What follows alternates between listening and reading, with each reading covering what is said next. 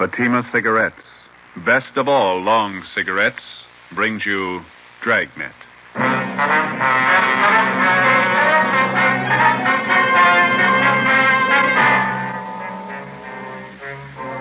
You're a detective sergeant. You're assigned to homicide detail.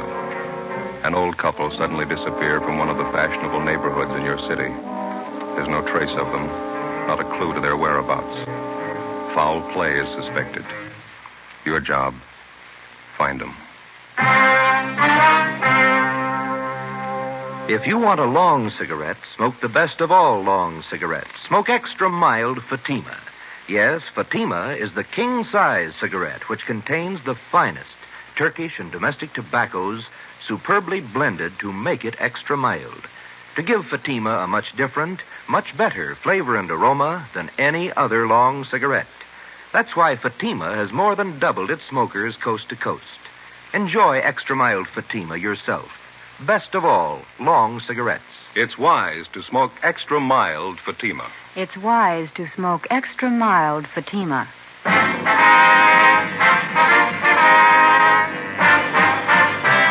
Dragnet, the documented drama of an actual crime. For the next 30 minutes, in cooperation with the Los Angeles Police Department, you will travel step by step on the side of the law through an actual case from official police files. From beginning to end, from crime to punishment, Dragnet is the story of your police force in action. It was Saturday, September 30th. It was warm in Los Angeles. We were working the day shift out of homicide. My partner's Ben Romero. The boss is Captain Blaine Steed. My name's Friday. It was 3:45 p.m. when I got to room 67A. Missing persons. Hi, Joe. Hi. Where's Al? Next door. I'll be back in a minute. Oh. There's a phone message for you in the book. It's from your wife. What is it this time? She didn't say. Sure been a bad week. No, what's the matter? Lucille. Who? Our cat. Again? Kittens.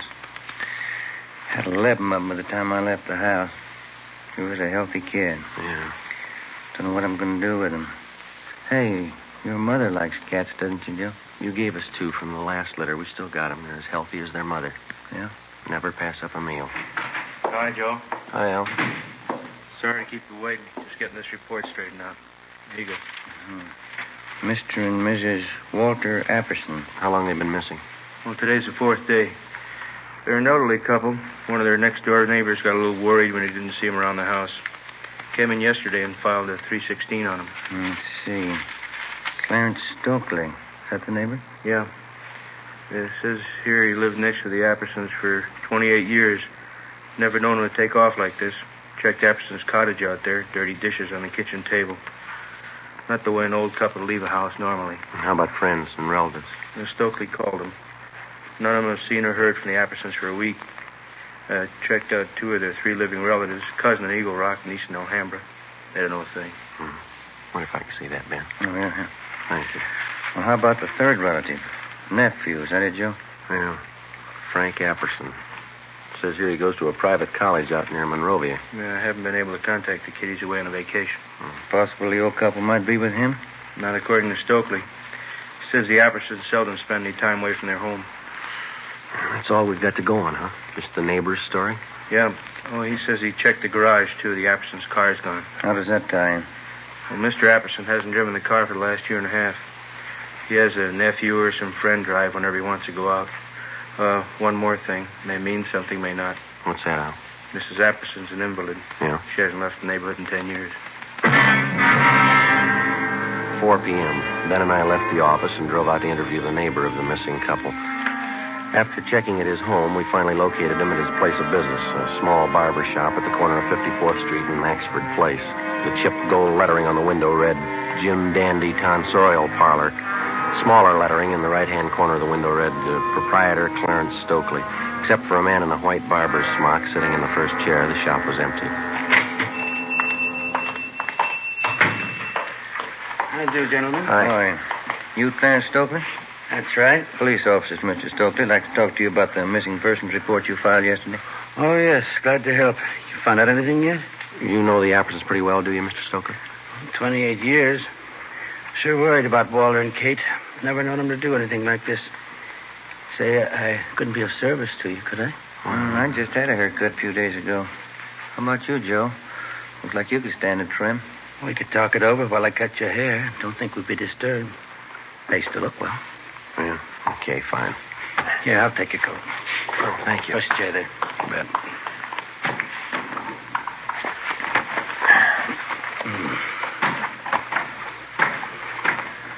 Mr. and Mrs. Apperson didn't mention anything about going away on a trip, did they?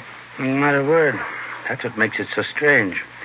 Here, let me fix this around your neck here. Oh, yeah, thanks. Play cards with them twice a week, usually. Katie Apperson's a fine whist player. Want me to take some off the sides here, officer? Yeah, please. Not too much, though. When did you first notice the Appersons weren't home? Tuesday night. We thought we might go over and play some cards. I see. That enough off right here, officer? Let me see. Yeah, that's fine. How is it you waited until yesterday to report the Appersons missing? Wife and I are great friends of Walt and Katie's, but it's certainly none of our business if they want to go off for a few days. Uh-huh. Besides, we thought if anything was wrong, Buzz would have said something. Who is Bud? Anderson's nephew, Buzz. Name's Frank, whatever calls him Buzz. Thought he was away at school, place out near Monrovia. Yeah, Stanley College, private school. But he only stays there part of the time. He's usually home early in the week. Well, we were under the impression that this nephew, Bud, was on a vacation. That's so. That's the first I've heard. Funny Walt and Katie would have told us. Oop, that bull. No, it's all right. Skipper's little doll. Head down. Yeah. You, think the nephew might account for the Appersons' car being missing? You think he might have taken it on his vacation? Possible, I guess, but I think Walt would have mentioned it. That car was old, but he was particular about it. Uh-huh. Maybe sit it out on top here a little? All right, fine. Do you know the nephew at all? Pretty well. Nice young fella. He got along with his aunt and uncle all right, did he? Yes, indeed. Buzz loves them both. Do you have any idea where the Appersons might be, Mr. Stokely? No, I don't. Neither does my wife. That's why we called you people. We don't mean to be Badinsky's, but we're worried. Maybe just a little more off the top, officer? No, I think it's fine. It's okay. You have no idea where we might find the nephew, Buzz? Not if he's away on vacation. Might check with the school. Buzz might have gone off with a couple of his friends. A little something to dampen that down? Yeah, fine.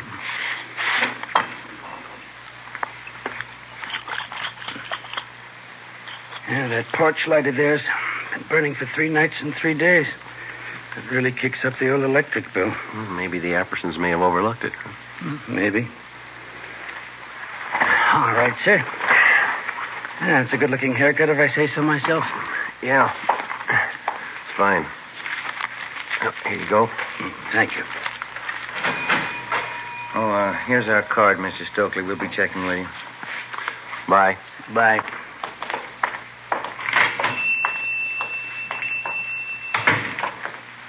Can I borrow your comb? Barbara never combs your hair right. That's not going to help you. Huh? It's the way he cut it. What do you mean? He put the part on the other side.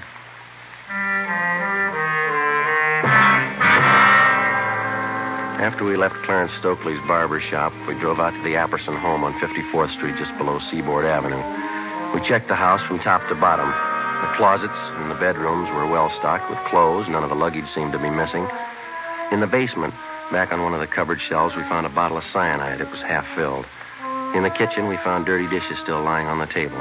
We put in a call to Ray Pinker at the crime lab, and he came out and took sample scrapings from each of the 3 plates and specimens from each of the half-filled cups of coffee on the table. He also took along the bottle of cyanide to examine it for fingerprints. Ben and I called the record bureau just as a matter of routine and asked for any make and warrants on the nephew, Frank Buzz Apperson. R&I called back with the information that Frank Apperson had been arrested for grand theft auto 6 weeks before. His trial was pending. We checked back with the barber, Clarence Stokely. He knew nothing about the trouble. The next morning, Sunday, with the help of school authorities at Stanley College near Monrovia, we got in touch with the parents of 2 of Buzz Apperson's friends. They told us, as far as they knew, Apperson was on a camping trip with their sons. They were expected back in the next day around noontime. From one of the boarding students at Stanley College, we got the name of Buzz Apperson's girlfriend, a Miss Norma Louise Bernard. She lived in San Marino. Sunday night we drove out to interview her. I don't know what I can tell you, Sergeant. Buzzy's on a camping trip with two of the fellows from school. That's all I know. When did he leave? Do you know, Miss Bernard? Last Monday morning, they left from school. Said they'd be gone for a week. They're coming back tomorrow. Mm-hmm. You know Buzz Apperson pretty well? Yes, I do, as well as anyone, I guess. What is he, just a casual date? Oh, Buzzy and I have been going steady for almost a year now. I see. How old are you? I'm 19. Have you ever met the Appersons, his aunt and his uncle? Just once. They're awfully sweet. How did Buzz get along with him, do you know? Well, fine, I guess. The only argument Buzz ever told me about was a month ago. He wanted more allowance, and his uncle said no. Was Buzz ever in any trouble, to your knowledge, Miss Bernard? I don't think I know what you mean. What kind of trouble? Well, I mean, was he ever in any trouble at the college or with the law in any way? Oh, you mean that car Buzz took about 2 months ago? Yeah. We were supposed to go to this school dance, and Buzz didn't have a car. I guess he was ashamed. He said he knew the fellow he borrowed the car from, but the day after the dance, the cops came. How did his uncle react to that? Well, there was a terrible row, Buzz said. I really shouldn't be telling you. Bud made me promise. How were feelings between the boy and his uncle before he left on the trip? Did he mention anything to you about that? Well, we had a date last Sunday night. I asked him how things were at home. He didn't seem to want to talk about it. The last time you saw him was Monday morning. Is that right? Yes, just before he left on the camping trip. Well, you're sure he went on that trip? Well, of course I'm sure. How do you mean? He said, no matter who asked you, I went on a camping trip. He said it a couple of times. Did he offer any explanation? No, but I knew everything was all right. Oh, is that so? How? I could tell. The way he kissed me.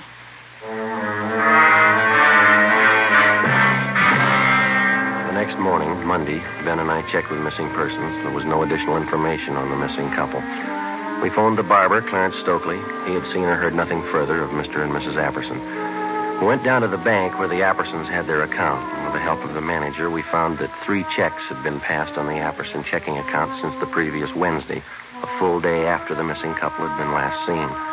1 check was for $100 and 2 for $50 each. All of them had been cashed in Los Angeles and all bore the signature Walter Apperson. After examination, it was found each signature had been carefully forged. 10:45 a.m. We went back to the office.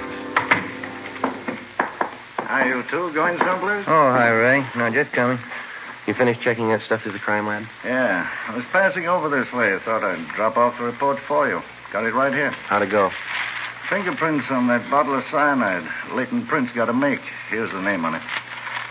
Frank Buzz Apperson. You look over those dirty dishes we found in the Apperson house? Checked them through. Nothing. How about the samples you took from those cups? Whoever drank that coffee's in trouble. It's loaded. Yeah? Enough cyanide to kill a horse.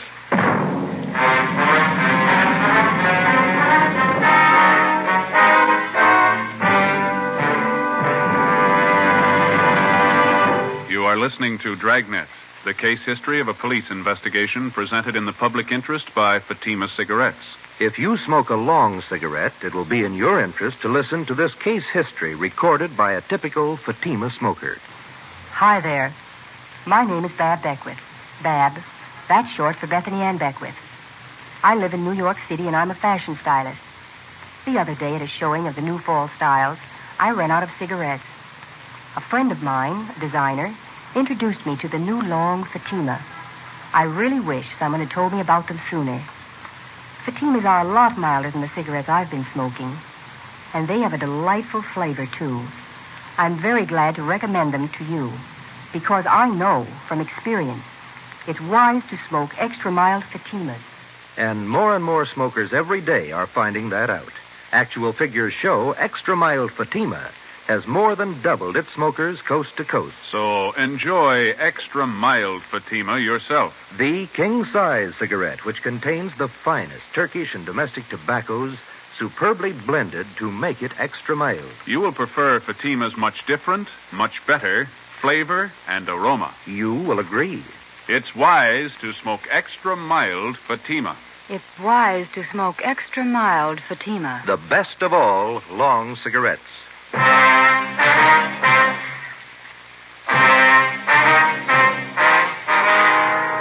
Monday, 1 p.m. We obtained a specimen of Frank Buzz Apperson's signature, and we had Don Myers in handwriting check it out against the signatures on the 3 checks. Both styles of handwriting matched in every detail. At 1:30 p.m., the parents of Buzz Apperson's two friends called to tell us that their sons were back from their camping trip. We checked the Apperson home. The nephew wasn't there. We drove out to see his two friends. Under questioning, one of them finally broke and admitted that Buzz Apperson had not gone with him on the camping trip. In the process of questioning the boys, one of them told us that he had been with the suspect 2 days before the trip when he purchased some medicine at the campus drugstore. We went to the drugstore and checked the prescription book. It showed Frank Buzz Apperson had purchased and signed for a bottle of cyanide 2 days before the disappearance of his aunt and uncle. Ben and I drove back to the Apperson house. When we arrived, the officers on stakeout had the boy in custody. No, I'm sorry, officers. I wish I could help you out, but, well, maybe it's not as bad as you think. When did you last see your aunt and uncle? Monday, before I left on the camping trip. They're in the habit of going off like this, are they? Oh, sure. Aunt Kate and Uncle Walter have friends all over. They go on trips all the time. Is that so? How do they get there? They drive, both of them. They've been driving for years. You talked to your uncle's friend, this Mr. Stokely next door. He says your aunt and uncle haven't been driving for at least a year and a half. Stokely, the barber? He's one of the neighborhood cranks, Sergeant. Anybody around here can tell you that. Minds everybody's business but his own. You don't seem too worried about your aunt and uncle. Think they're all right? Well, we'd have heard by now if they weren't, don't you think, sir? They probably took off on a trip. That's just about the size of it, I think. And how about this trip of yours? Sir? Well, this camping trip that you just come from. Oh, a couple of fellows from school. We went camping up by Big Bear for a week. Mm-hmm. Pretty good fishing for September. Ever been up there? Yeah, have you? Well, sure. I just said that's why we've been camping. Say, I'm a little thirsty. There's a couple bottles of ale in the refrigerator. Care for a bottle? No, right, no, thanks. Well, would you mind if I had one?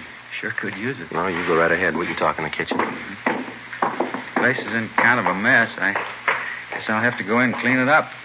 Is your aunt usually leave in a hurry like this? Not usually, no. Dishes all over the place. She probably figured she'd wait till she got back to clean up. Mm-hmm. Aunt Kate does things like that once in a while. That so? Yeah, she's like that sometimes. Well, happy days. Yeah.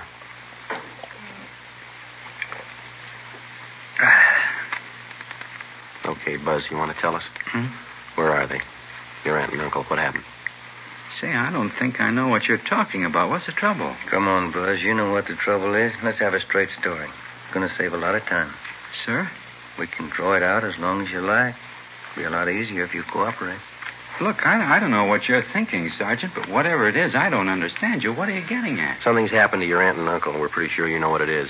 Well, how could I? I've been away on this camping trip. You've been away, but not on a camping trip. Sir? We've checked you out from the day you came to live with your aunt and uncle, Buzz. You're going to make us spell out the whole record for you? But I've been away. I just got back. I don't know what's happened. We found a bottle of cyanide in the basement cupboard. Your fingerprints are all over it. Well, sure, that figures. We use it for bug poison in the garden. I take care of the garden. I use it all the time. You use it in coffee? Sir? The police chemist checked what was left in 2 of the cups that were on that table there. Cyanide in both of them, enough to kill 6 people. Now, look, boy, we've talked to your neighbors, your teachers, your girlfriend, Norma, and those 2 pals you were supposed to go camping with. Now, we can drag all of them out if we have to. They're going to make a liar out of you. Sir? I think you got it the first time. Well, there couldn't be any cyanide in those cups. Why should there be? We think you can tell us that. But I can't. I don't know anything about this. I haven't any idea what you're talking about. Is this some kind of a gag? You know better than that. How about those checks, Buzz? Sir? The ones you forged your uncle's signature on. You need the money that bad? I didn't forge any checks. I was away on a camping trip. Dave and Willie were with me. They can tell you. You got in a row with your uncle. Maybe about that stolen car. Is that how it happened? It had nothing to do with it. I want to see Norma. I want to talk to Dave and Willie. They'll tell you. How about the man at the campus drugstore? Sir? The one you bought the cyanide from. You want to talk to him, too? Look, are you 2 fellas kidding me? This must be some kind of a gag, is it? Your aunt and uncle are missing. There's evidence of foul play. Now, does that sound like a joke? Well, how should I know where they are? I wasn't there. I want to talk to Norma. I want to see Dave and Willie. They'll tell you. Why don't we drive over and see him now? It's all right with us. Want to get your coat? Sure. Norma's the girl I'm engaged to. Dave and Willie are my best friends. They know everything about me. A couple of real nice guys. That's so? Sure. Well, let's go, Ben. Yeah. Dave and Willie been all through school with me. They can vouch for me. Yeah? Sure. You can take their word, too. We will. 5:50 p.m. We left the Apperson house, drove across town, and headed over the Arroyo Seco toward the home of the suspect's friend, Dave Killefer. 6:33 p.m. We took a right turn off the freeway, headed south for another mile, and finally pulled up in front of the Killefer home. Buzz Apperson's friend, Dave, met us at the front door. What's it all about, anyway, Buzz? What's the pitch? Well, that's what I want to know. Look, is this some kind of a gag you guys cooked up on me? We were on the trip, Buzz. I don't know anything about any gag. What's all this about your aunt and uncle? I don't know. That's what these officers want to find out. I'd like to have you tell us again, Dave. Was Buzz here with you on that camping trip? Sure, that's why we came over. Now, tell him about it, you know. All right, let's have it, Dave. Was he with you on that trip? These officers aren't kidding, Buzz. They want the truth. Well, tell him I was with you and Willie. We went to Big Bear. We're looking for your aunt and uncle. I'm not going to lie now. You didn't go to Big Bear with us. All right, Dave, thanks. Well, he's lying, officers. Who put you up to this stunt, Dave? They'll throw you in the jug for a gag like this. Who's behind it? You're the guy who said it was a gag. You told us to tell everybody you were up at Big Bear with Willie and me. How about leveling? What's it about? He's lying. What's it about? You've got nothing to hide. Have you? He's lying. You can tell that, can't you? Let's go talk to Willie. He'll tell you the truth. Joe? All right. Thank you, Dave. That's all. All right, Sergeant. Sure there isn't anything I can do? No, thanks just the same. Good night. Okay. Good night. Anybody could tell he was lying. Isn't that right, Sergeant? Well, he's your friend, Buzz. Why do you say that? Well, he was just plain lying, that's all. Couldn't you tell? No, I couldn't. How about you, Ben? Not me. Why would he lie, Buzz? You told us he was your pal. Some kind of a stupid gag they're pulling. The gang in the fraternity I belong to, Dave's one of them. They've done it before. I don't know why they're lying, but they are. Where's your friend Willie live? Sir? You said you wanted to drive over and have us talk to Willie? Oh, yeah. Where does he live? Look, would you mind very much? How's that? I got a terrible headache. Would you mind very much just driving around a while? I'd like to clear my head a little. I can't figure this thing out. All right. Why don't you roll down the window there, Buzz? Okay. Yeah. Air feels good. Sure is hot out tonight. Yeah, Been a pretty long summer, hasn't it? Yeah, it has. Say, I guess maybe we ought to forget about going over to Willie's place. He strings along with the rest. He'd probably lie, too. You said you wanted us to have a talk with him. Yeah, but I've been thinking about it. He'd only lie. It'd be better if we drove over to see Norma. That's the girl I'm engaged to. Yeah, that's what we understand. If anybody can give you a straight story, Norma can. She doesn't live far. Straight down the road here into San Marino. Yeah, we know. Oh. Sure would appreciate it if you'd drive over there. Okay. Norma can straighten this thing out. Swell girl. We're going to get married as soon as we can. Oh? Yeah. She saw me leave on that trip to Big Bear. She won't lie to you. Sure wish my aunt and uncle had left a note where they were going. All this trouble. You mind if I lay out a couple things for you, Buzz? Now, what do you mean? When a police officer picks somebody up, he's got a good reason for it. Yeah, but Dave was lying, Sergeant. You know that. It's a lot more than what Dave had to say. Now, you've done something wrong. We don't know what exactly, but we've got an idea, and we're going to find out. You can't prove anything. I got that cyanide for the garden. We use it around the house for different things. You don't use it in coffee cups. What happened, boy? Where's your aunt and uncle? Next turn for Norma's house, up by the signal. Turn left. Yeah. Come on, Buzz. You know what happened. You're going to have to face it sooner or later. If it's not tonight, then tomorrow morning or tomorrow night or the night after. But I don't know what happened. The facts say you do, and they're not going to disappear. Now, you made the problem. It's going to stick out in front of you till you find an answer. How about it? Norma will know what to do. Wait till I talk to Norma. Why don't you stand up and face it, boy? Getting your girl mixed up in this isn't going to help. She'll know what to do. Can she find your aunt and uncle? Can she? How about the 3 checks? How about them? Can she explain those signatures that you forged? Maybe those fingerprints on the cyanide bottle. Can she help you out there? Now, look, Buzz, I believe you. You love the girl. Do you want her mixed up in all this? Here we are, Jim. Okay. That's the right house, isn't it? Yeah. Yeah, that's Norma's house. All right, what's it going to be? Do we go in? She'd cry. She'd only cry. Norma thinks a lot of me. Yeah? She's a swell girl. I don't want to have to tell her. She'd only cry. Yeah. I killed my aunt and uncle. 8 p.m. Buzz Apperson directed us to drive to San Pedro to the west basin of the Los Angeles harbor. We got out of the car and followed him to the end of one of the piers. He told us his story, and we put in a call to the office. Within half an hour, a fireboat and a barge were on the scene, and a diver was sent down into the water a few yards from the edge of the pier. We stood by and watched. Buzz Apperson, Ben, and I. I put quite a bit of cyanide in the coffee. I had to be sure. How'd you manage to get both of them in the car? I waited till way after dark, and then I dragged them out. Drove down to the end of the pier right here. Put the car in low.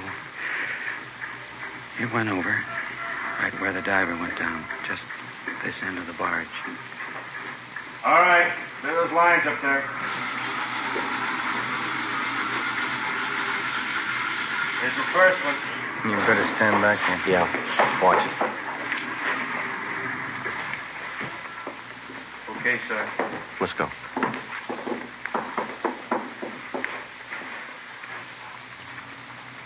Buzz? Yeah. My aunt. Only one thing missing, boy. Sir? A reason. Why'd you do it? I'm not sure anymore. Stolen car trouble, I guess. My trial was coming up. All that trouble. I didn't want my aunt and uncle to go through all that.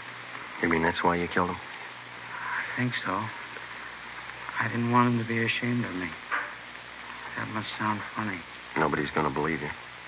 Suppose they don't. Yeah. Will it make any difference?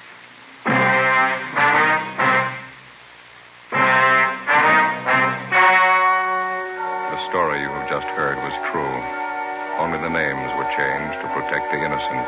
On December 15th, trial was held in Superior Court, Department 92, City and County of Los Angeles, State of California. In a moment, the results of that trial. And now, here is our star, Jack Webb. Thank you. To successfully prosecute a criminal suspect, the working detective gathers all available physical evidence. And in the crime lab, this evidence is carefully selected and screened to determine its worth. So with the cigarette. The makers of Fatima select and buy the finest tobaccos, both Turkish and domestic. And then these tobaccos are skillfully blended to make Fatima extra mild. Best of all, long cigarettes. Pack after pack, they're extra mild. Now, if you're a long cigarette smoker like I am, smoke Fatima.